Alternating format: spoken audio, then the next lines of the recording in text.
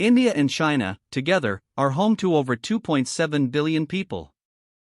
That's as many humans as in the next 20 most populous countries combined, or in the whole other 170 countries in the world.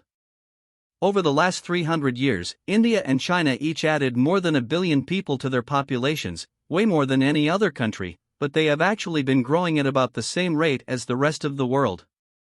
They have a lot more people today because they had a lot more people a few hundred years ago, when the world began its period of modern and rapid population growth.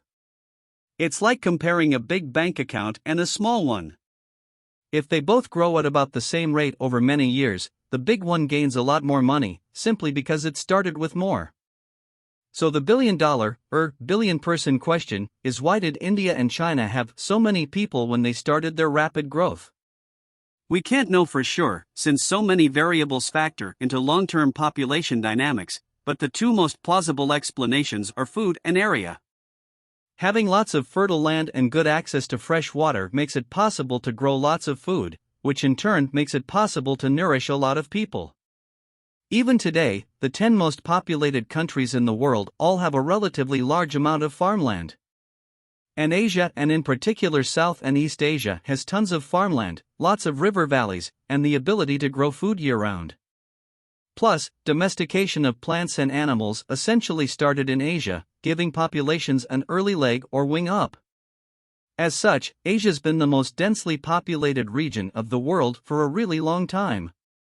Area matters too. Countries like Pakistan and Bangladesh may be filled with farms and densely populated, but because they're smaller in area than India and China, they simply cannot contain as many people.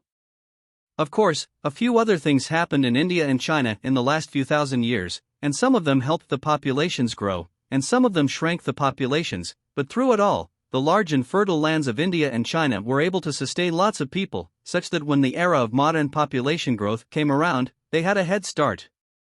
Or rather, 100 million head start. This video was sponsored by the University of Minnesota, where students, faculty and staff across all fields of study are working to solve the grand challenges facing society.